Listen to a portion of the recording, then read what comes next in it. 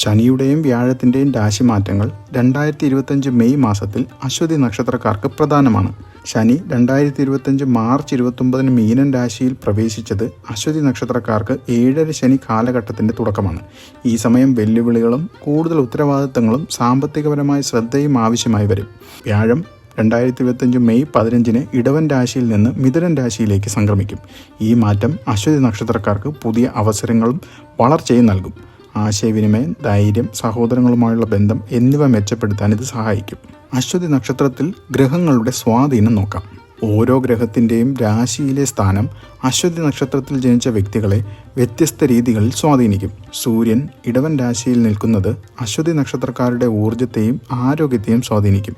ചന്ദ്രൻ്റെ വിവിധ രാശികളിലെ സഞ്ചാരം അവരുടെ മാനസികാവസ്ഥയിലും വൈകാരിക തലങ്ങളിലും മാറ്റങ്ങൾ വരുത്തും. ഓരോ ആഴ്ചയിലും ചന്ദ്രൻ്റെ സ്ഥാനമനുസരിച്ച് മാനസികാവസ്ഥയിൽ വ്യതിയാനങ്ങൾ ഉണ്ടാകും.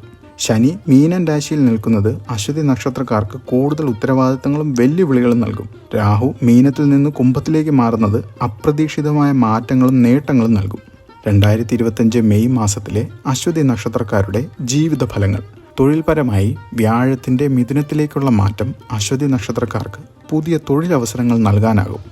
നിലവിലുള്ള ജോലിയിൽ വളർച്ച കൈവരിക്കാനാകും.